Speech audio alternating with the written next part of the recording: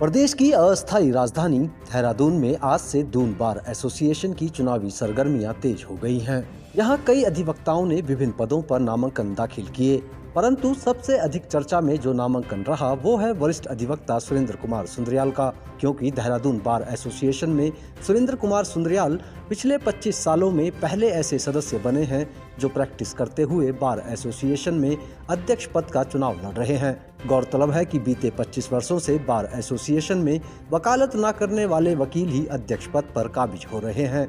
ऐसे में सवाल उठना लाजमी है कि इन अध्यक्ष रहे वकीलों की आय का साधन क्या था। साथ ही इससे न्यूज इंडिया अपडेट द्वारा पूर्व में अध्यक्ष रहे वकील के खिलाफ चलाई गई खबरों की प्रामाणिकता भी सिद्ध होती है कि अध्यक्ष पद का लाभ उठाते हुए प्रशासन से सांठगांठ कर लोगों की जमीन कब्जाने का काम भी यहां से डंके की चोट पर किया गया, जिससे कहीं न कहीं बार एसोसिएशन की छवि भी धूमिल हुई है। ऐसे में कचहरी परिसर में व्यवस्था बनाए रखने व साफ छवि की पुनर्स्थापना हेतु सुंदरियाल ने अध्यक्ष पद हेतु दावेदारी ठोकी है।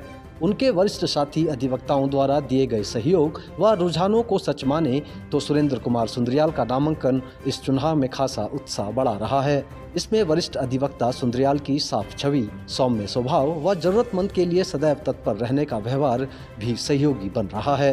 न्यूज इंडिया अपडेट को दिए गए साक्षात्कार में अधिवक्ता सुरेंद्र कुमार सुंदरियाल ने अपनी प्राथमिकताओं से दून बार एसोसिएशन के समस्त सहयोगियों को अवगत कराया और अपने पक्ष में मतदान की अपील की।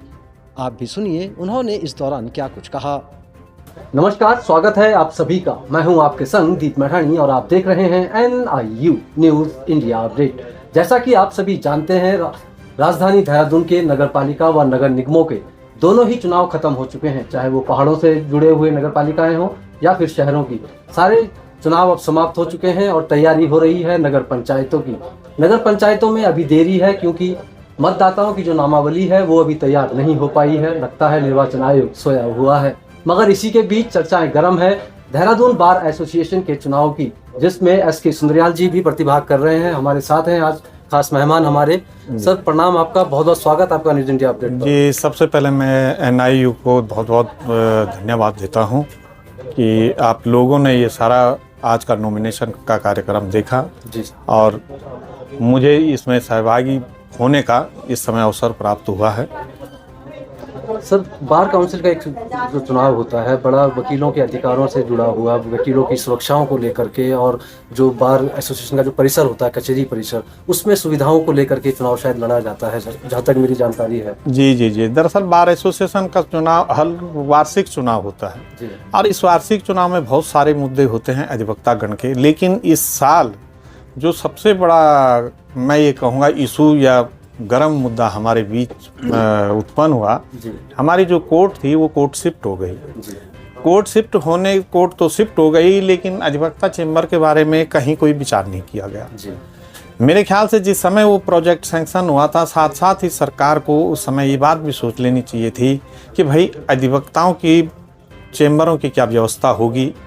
आज भले ही सारी अदालतें और कानून में अधिवक्ताओं को कोर्ट अफसर कहा जाता है, लेकिन कोर्ट अफसरों के बारे में कोई सरकारें नहीं सोचती हैं। जहाँ तक इसकी प्राथमिकता का सवाल है तो ये मेरे एजेंडे में भी है कि हम शासन प्रशासन से इसका समन्वय स्थापित कर एक सम्मानजनक जो हल निकलेगा उस पर हम विचार करेंगे और आगे बढ़ेंगे अधिवक्ता चेंबर के संबंध में। अन्य समस्याएं बहुत सारी हैं। अभी दिल्ली में हमारे मोदी जी ने एक घोषणा की कि अधिवक्ताओं का 10 लाख का इंश्योरेंस होगा, और वो 10 लाख का इंश्योरेंस केजरीवाल जी के समय से भी था। एक तो इस पे भी विचार किया जाएगा। जब वो दिल्ली में हो सकता है तो मेरे ख्याल से उत्तराखंड में भी हो सकता है। एक और इशू जैसे एडवोकेट प्रोटेक्शन बिल का है, राजस्थान में एडवोकेट प्रोटेक्शन बिल है, तो क्या वो उत्तराखंड में नहीं हो सकता? इससे भी शासन प्रशासन से समन्वय स्थापित कर विचार किया जाएगा। एक अब मूलभूत जो समस्याएं एडवोकेट की आज के समय में आ गई, एडवोकेट की जो हमारे देहरादून में खास कर देखें, एडवोकेट अपने को गौरवान्वित नहीं समझ पा रहा। उसे ये लगता है कि कहीं कहीं ह्यूमिलेशन हो रहा है, थानों के चक्कर। जब एडवोकेट की रिपोर्टें दर्ज नहीं हो रही हैं, आम जन की क्या हो रही हैं, इससे अधिवक्ता बहुत ह्यूमिलेटेड हो रहा है। दूसरा, हमारे कचहरी में हर साल कम से कम 450-500 नए अधिवक्ता आ रहे हैं नए, उनके स्टाइपेंड के भी लिए हमें सोचना पड़ेगा। एक अभी यूसीसी का बिल आया, यूसीसी बिल में बहुत सारे ऐसे काम थे जिन पे हमारे नए अधिवक्ता या जो प्रैक्टिस नहीं करते थे उनका वो सारा काम होता था, वो सारा काम छीनते हुए चला जा रहा है।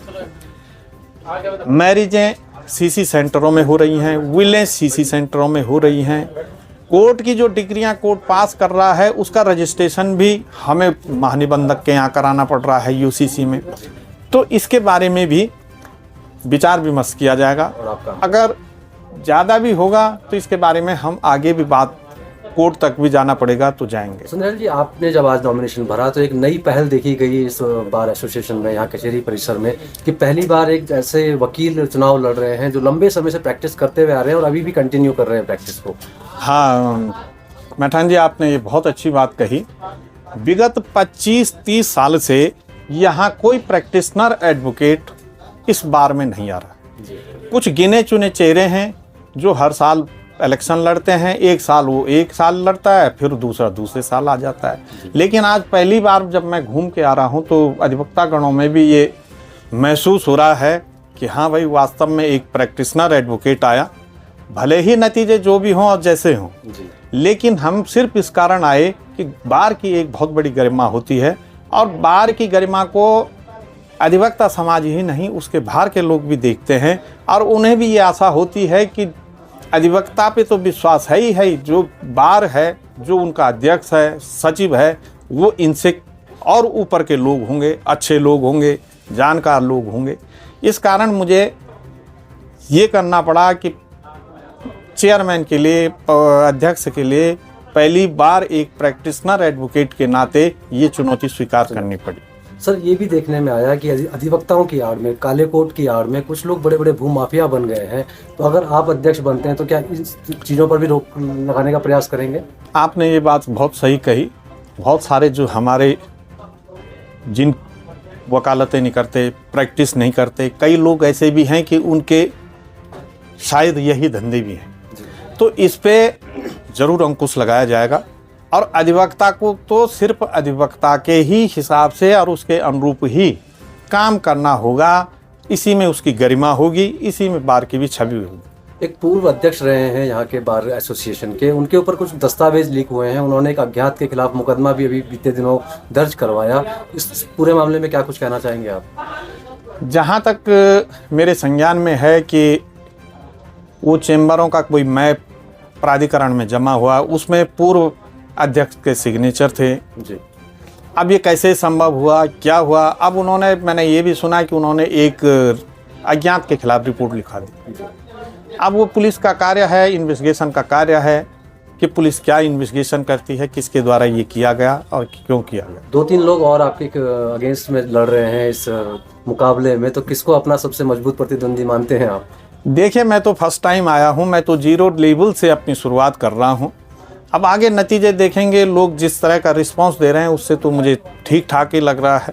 चलिए, उम्मीद करते हैं कि हमारे दर्शकों में अधिवक्ता भी आपके इस साक्षात्कार को देखेंगे और आपसे समझेंगे कि आप किस विचारधारा के साथ अध्यक्षी का चुनाव लड़ने जा रहे हैं। क्या अपील करना चाहेंगे हमारे दर्शकों से? मैं तो दर्शकों से यही अपील करूंगा कि आप वोटिंग करते समय अपनी अंतरात्मा देख लें कि विगत वर्षों से जिन्हें तुम वोट करते जा रहे हो, क्या वो एक वास्तविक एडवोकेट और प्रैक्टिशनर की तरह काम कर रहे हैं, प्रैक्टिशनरों के साथ हैं या नहीं हैं। ये वोट करते समय जरूर सोच लें।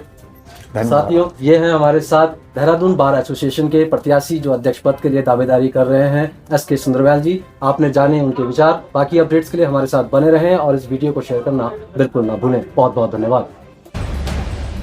आप देख रहे हैं NIU न्यूज़ इंडिया अपडेट।